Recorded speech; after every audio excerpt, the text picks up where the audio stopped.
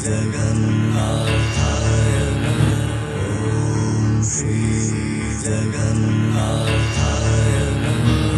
Friends, नमस्कार। मु कल्याणी आपण मानक स्वागत करुची मो यूट्यूब चैनल ब्लूमिंग पॉइंट को। तेबे थंबनेल देखि तो आपण माने जानि पारुथिबे आजिर वीडियोटी रे कोन रहिची।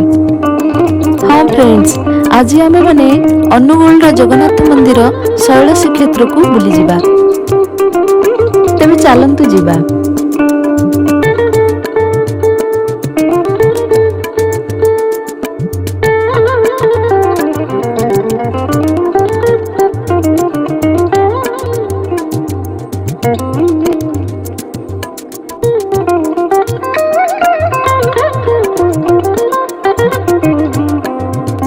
वर्तमान आमे पहुंची जाइछे शैल श्रीक्षेत्र रे।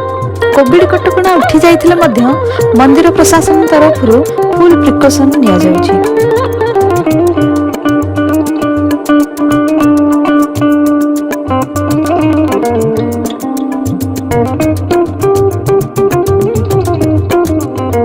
अनुगुल जगन्नाथ मंदिर जो पहाड़ उपर अवस्थित तार नाम सुनासगढ़, सेथि पई एहाको शैल श्रीक्षेत्र नाम रखा जाइछि।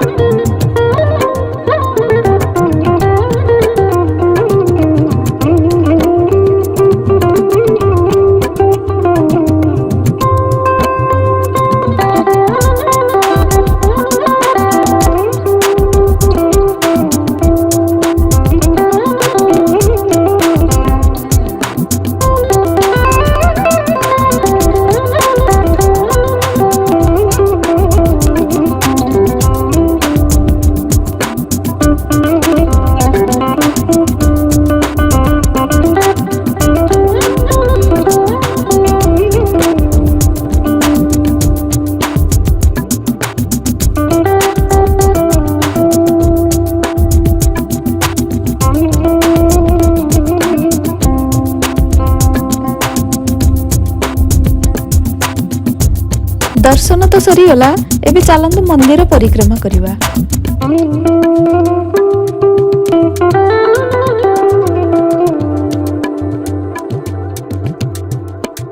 ए जो रास्ता देखुचंती, एही रास्ता मध्य देई रोसघरु प्रसाद मंदिर मध्य को जाए।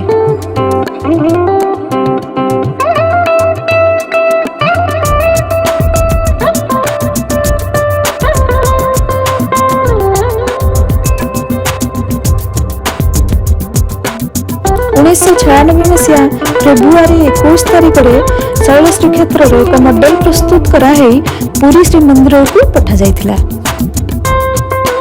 एहा पर मंदिर निर्माण कार्य आरंभ होइथिला। 2002 मसीहा फेब्रुआरी 22 तारिख में मंदिर प्रतिष्ठा उत्सव करा होइथिला।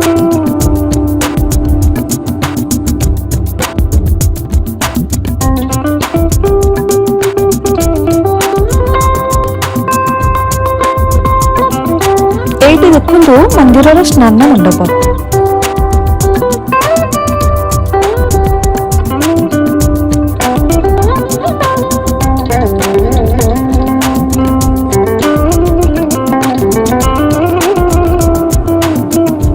मंदिर परिसर में केते सुंदर फूल गछ लगी देखो।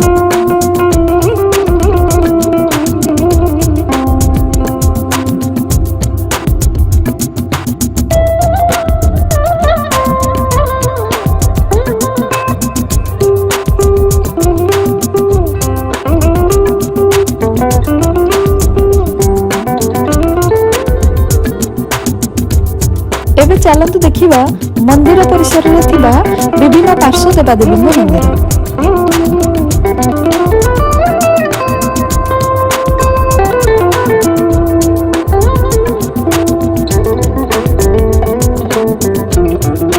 देखंतु मां दुर्गांकर 9टी अवतार।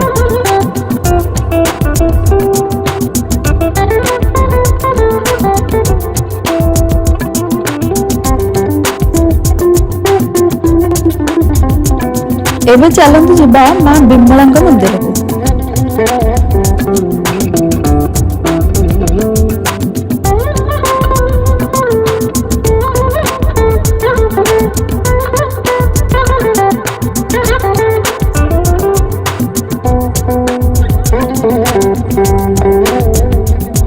ଏଇଠି ଦେଖନ୍ତୁ ମା ସରସ୍ୱତୀଙ୍କର ମନ୍ଦିର। ଏଠାରେ କିଛି କନଷ୍ଟ୍ରକ୍ସନ କାମ ଚାଲୁଥିବାରୁ ଏହାକୁ ବନ୍ଦ ରଖାଯାଇଛି।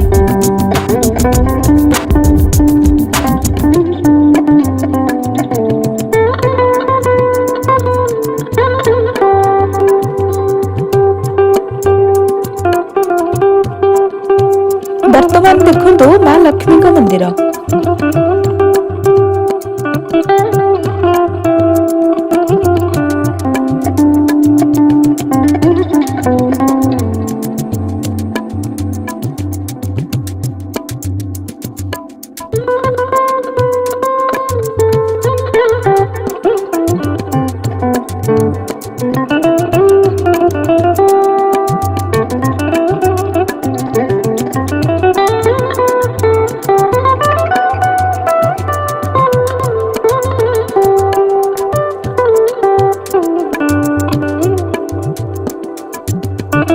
ମା ଲକ୍ଷ୍ମୀଙ୍କ ମନ୍ଦିର ପରେ ଏବେ ଚାଲନ୍ତୁ ଯିବା ସୂର୍ଯ୍ୟ ମନ୍ଦିର।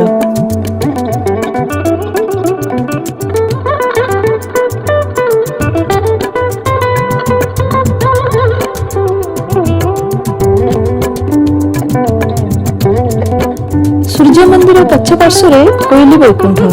ଏଇଠାରେ ନବକଳେବର ସମୟରେ ପୁରୁଣା ବିଗ୍ରହ ମାନଙ୍କୁ ପାତାଳି କରାଯାଇଥାଏ।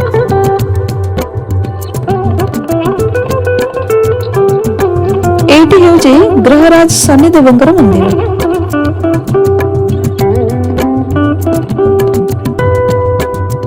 ଭିଡିଓ ଦେଖିବା ସହିତ ମୋ ଚ୍ୟାନେଲକୁ ଲାଇକ୍ ସେୟାର ଆଉ ସବସ୍କ୍ରାଇବ କରିଦିଅନ୍ତୁ। ଆଉ ଭିଡିଓଟି କିପରି ଲାଗିଲା କମେଣ୍ଟ ବକ୍ସରେ ଜଣାନ୍ତୁ।